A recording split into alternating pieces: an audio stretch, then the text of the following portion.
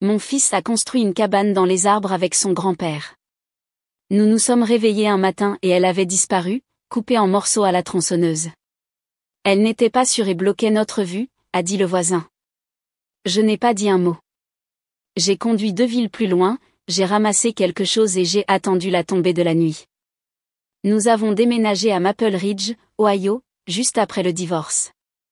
J'avais besoin de m'éloigner de la ville, trop de bruit, trop de souvenirs et pas assez d'espace pour que mon fils soit un enfant.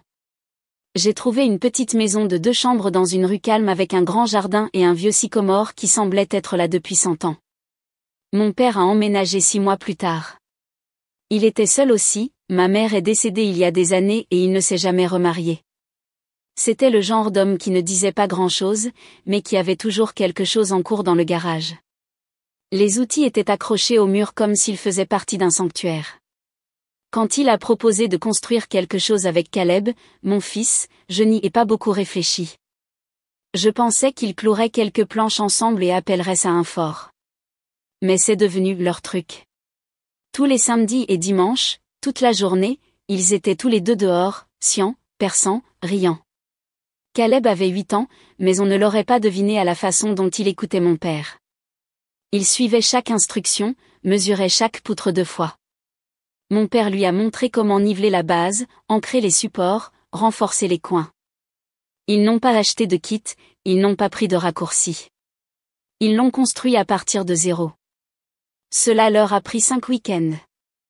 Ils ont construit une petite terrasse avec une balustrade, une trappe avec une échelle. Ils l'ont peinte en bleu et rouge. Caleb a trouvé le nom, la Vigie. Il a même fait un panneau pour elle. À l'intérieur, il y avait 2 chaises pliantes, une lampe de poche, un talkie-walkie et les vieilles jumelles de l'armée de mon père. La nuit où elle a été terminée, Caleb a supplié de dormir dedans. Nous l'avons laissé faire. Je l'ai vérifié 2 fois, il dormait profondément avec sa lampe de poche encore allumée. Cette nuit-là a signifié le monde pour lui. 3 jours plus tard, je me suis réveillée tôt et je suis sortie avec mon café, comme toujours. C'est alors que je l'ai vu. Disparue. Pas démontée, pas enlevée avec soin. Détruite. En morceaux. Des morceaux de bois peints partout, des éclats sur toute la pelouse. La terrasse était brisée, l'échelle avait disparu. Et l'arbre, le sycomore, avait des entailles profondes à la base où quelqu'un avait tronçonné directement une partie du tronc. On aurait dit qu'une tempête l'avait frappé, mais le ciel avait été clair toute la nuit. J'essayais encore de comprendre quand j'ai entendu une voix derrière moi. Elle n'était pas sûre et bloquait notre vue. Je me suis retournée. C'était notre voisin, Monsieur Burgess. Il se tenait là, dans son allée, comme si de rien n'était. Il portait un pantalon kaki et une chemise boutonnée, comme toujours. Pas un cheveu de travers. Sa femme, Marie, se tenait derrière lui, tenant leur petit chien. Je n'ai rien dit au début. Je ne pouvais pas.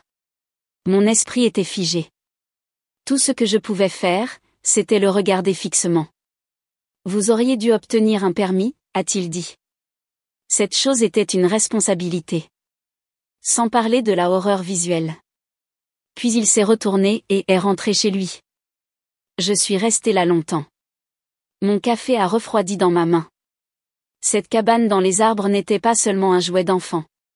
C'était la seule chose que mon fils et son grand-père avaient construite ensemble. C'était des heures de travail acharné. C'était quelque chose qui signifiait quelque chose. Et Burgess l'avait détruite. Je n'ai pas crié. Je n'ai pas appelé la police.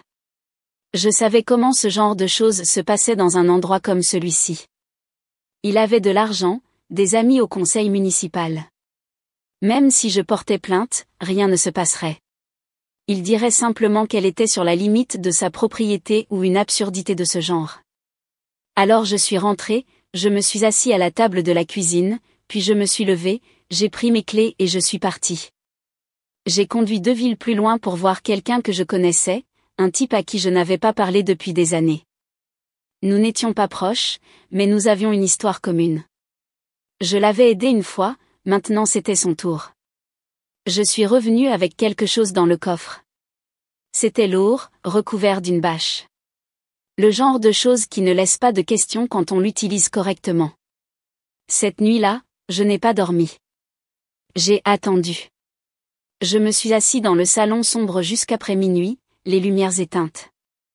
Juste le bourdonnement du réfrigérateur et le craquement occasionnel de la maison qui se tassait. Caleb dormait dans mon lit. Il n'avait pas dit grand-chose de la journée, il n'arrêtait pas de demander pourquoi quelqu'un ferait ça. Je n'avais pas de réponse. Je lui ai dit la vérité, je ne savais pas. J'ai attendu de voir les lumières s'éteindre chez les Burgess. Puis je me suis levée, je suis allée au garage et j'ai ouvert le coffre. Ce que j'avais n'était pas illégal, pas exactement. Mais c'était suffisant pour faire passer un message. Un long rouleau de film plastique industriel résistant, quelques gallons d'émulsion de poisson, du type que les paysagistes utilisent pour fertiliser le sol. Ça pue la mort, le poisson pourri et les ordures. Le genre d'odeur qui ne part pas au lavage. J'avais aussi un pied de biche, des clous et quelques autres choses que je ne nommerai pas. Je ne prévoyais de blesser personne. Je ne suis pas ce genre de type. Mais je n'allais pas le laisser s'en tirer avec ce qu'il avait fait à mon gamin. J'ai agi vite, en silence, avec des gants. J'ai enveloppé le dessous de son Porsche de plastique, je l'ai cloué solidement pour que rien ne fuit. Puis j'ai versé l'émulsion par une petite entaille que j'avais faite en haut.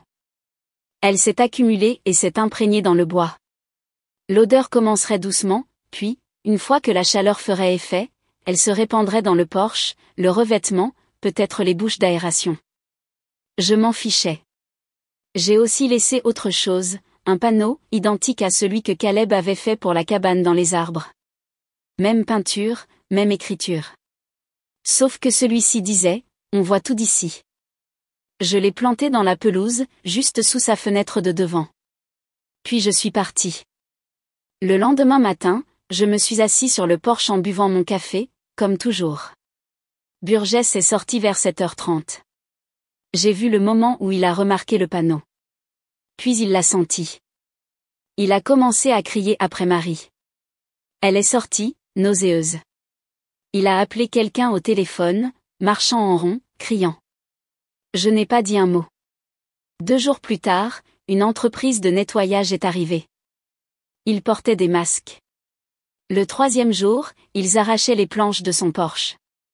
Je l'ai entendu se disputer avec l'entrepreneur, quelque chose à propos de l'odeur qui était dans l'isolant.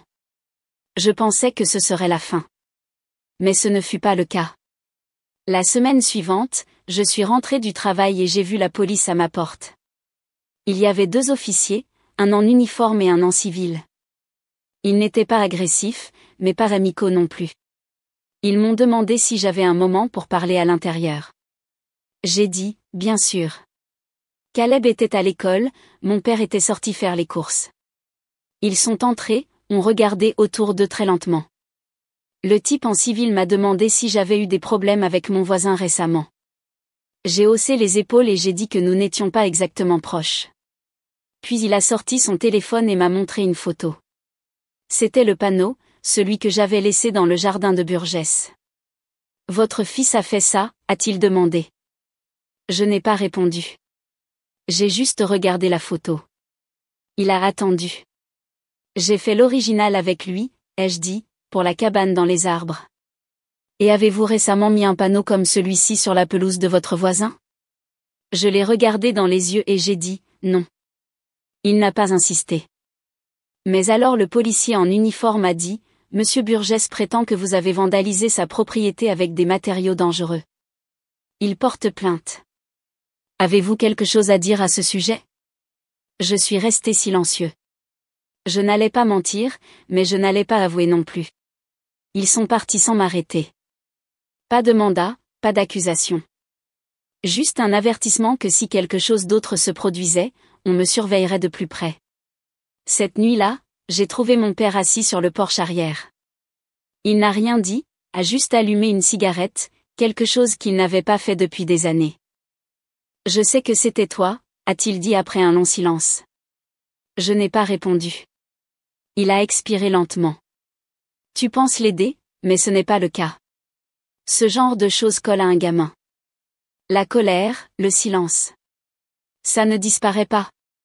J'ai hoché la tête, même si je n'étais pas d'accord. Puis il a dit quelque chose qui m'a vraiment touchée. Tu deviens le genre d'homme que tu détestais. Ça m'a trotté dans la tête pendant des jours.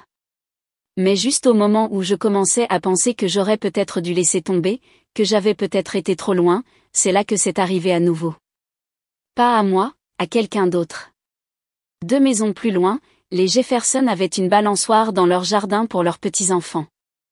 Rien de grand, juste une structure en bois avec 2 balançoires et un petit toboggan. Un matin, ils se sont réveillés et elle avait disparu. La même chose, coupée nette, laissée en morceaux. Personne n'a rien entendu. La femme de Monsieur Jefferson pleurait dans son allée. Il criait dans son téléphone, comme je l'avais fait. C'est là que j'ai compris. Ce n'était pas seulement à propos de notre cabane dans les arbres. Burgess faisait ça à tous ceux qu'il n'aimait pas. Au moment où j'ai vu les débris de la balançoire, quelque chose en moi s'est brisé. Ce n'était pas une chose ponctuelle.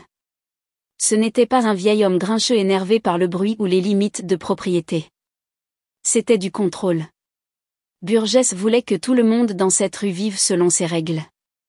Pas de bruit, pas de rire d'enfant, pas de rappel que la vie existait en dehors de sa fenêtre. J'ai marché directement vers l'allée des Jefferson. Monsieur Jefferson essayait de soulever l'une des poutres cassées, mais il a plus de 70 ans. Je l'ai aidé à la ramener près du cabanon. Ses mains tremblaient. Nous n'avons pas demandé la permission, a-t-il murmuré. Il a dit que nous encombrions la vue. C'était pour nos petits-enfants. Ils ont 5 et 7 ans. Cette nuit-là, j'ai convoqué une réunion. 7 voisins sont venus, 2 familles avec de jeunes enfants, un jeune couple, les Jefferson, une mère célibataire d'en face. Tout le monde avait une histoire, chien qui aboie, lettres d'avertissement, visite des inspecteurs du code, plaintes anonymes à l'association des propriétaires. Tout menait à Burgess. Il déposait des plaintes pour bruit, se plaignait des couleurs de peinture, a même fait infliger une amende à quelqu'un pour avoir garé sa voiture trop près du trottoir. Et le pire, personne ne s'était jamais opposé à lui. Il savait comment le garder juste assez légal pour éviter de vrais ennuis. Et les gens d'ici, ils n'aimaient pas les conflits. Ils voulaient juste vivre en paix. Mais nous ne vivions pas en paix. Nous vivions dans la peur. Alors nous avons fait un plan. Rien d'illégal, pas de vandalisme, pas de menaces. Mais nous allions le mettre mal à l'aise. Nous allions lui donner un avant-goût de ce que c'était que de vivre entouré de gens qui se fichaient éperdument de ce qu'il aimait. Chaque enfant de la rue a reçu de la craie de trottoir et on leur a dit de couvrir leur allée. Les gens ont commencé à mettre la musique un peu plus fort le soir. Quelqu'un a sorti une batterie dans son garage. Les Jefferson ont accroché des guirlandes lumineuses sur leur clôture et ont eu leurs petits-enfants tous les jours après l'école. Et j'ai fait la seule chose que je savais qui le pousserait à bout, j'ai reconstruit la cabane dans les arbres. Pas la même.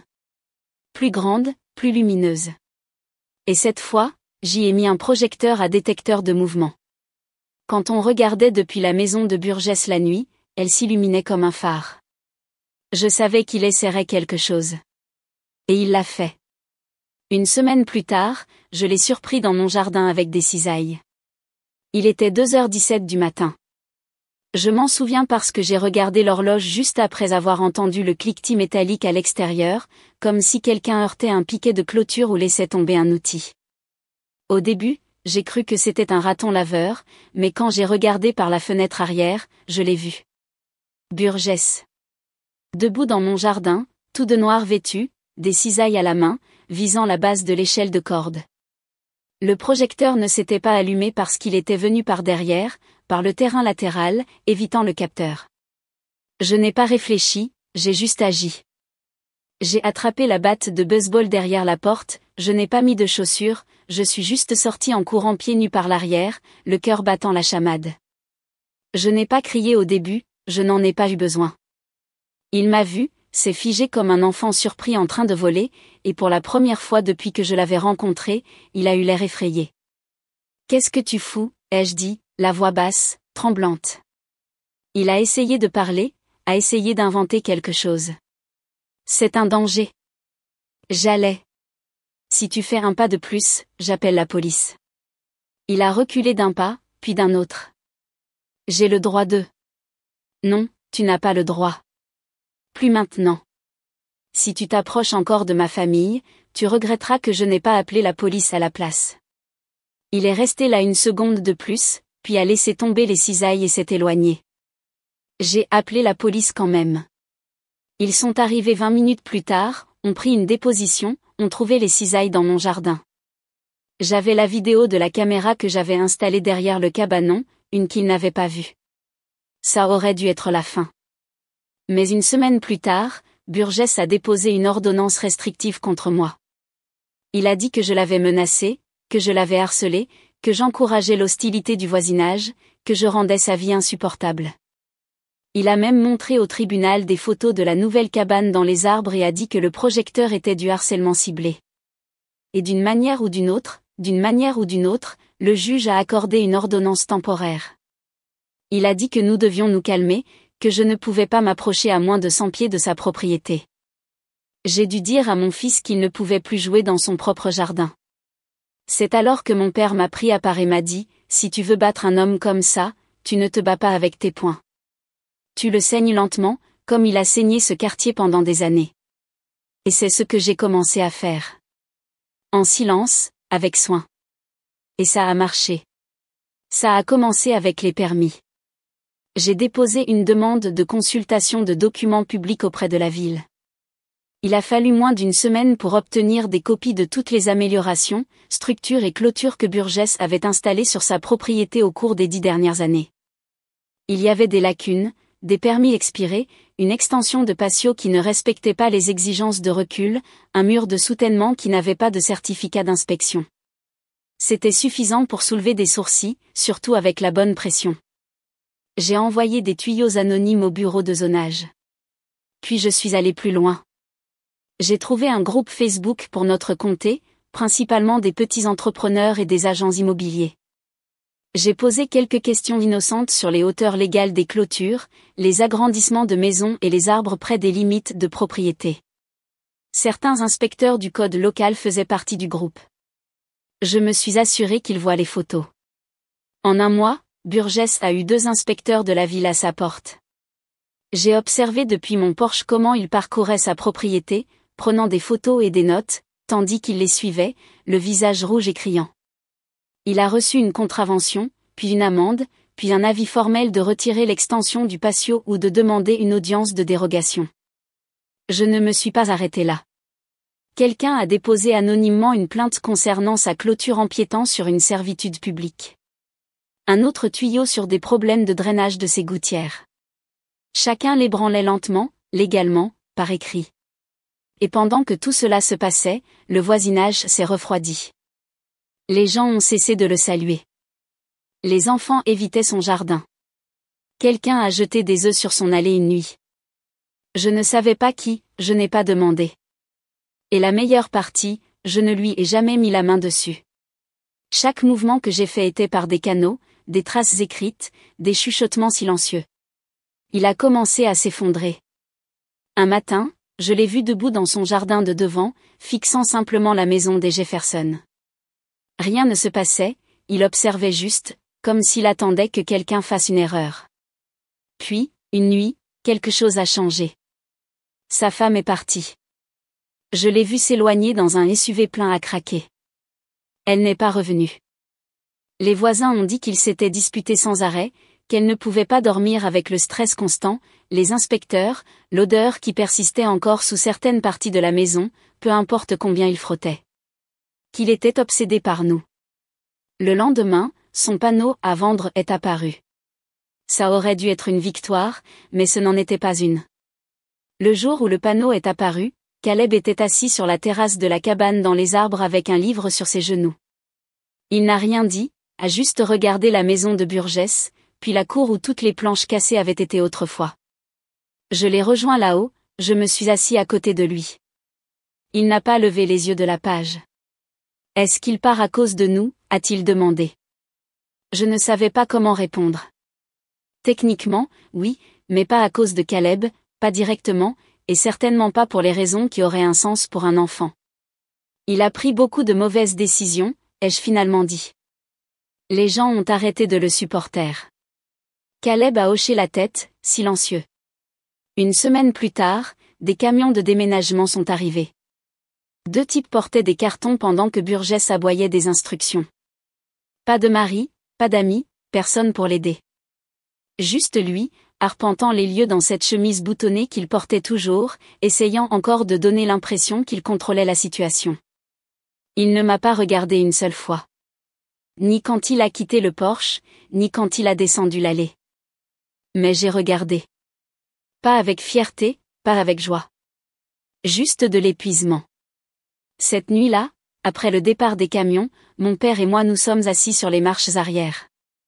Il m'a tendu une bière et a dit, « Tu as gagné. » Je n'ai pas répondu, parce que je n'étais plus sûr de ce que signifiait gagner.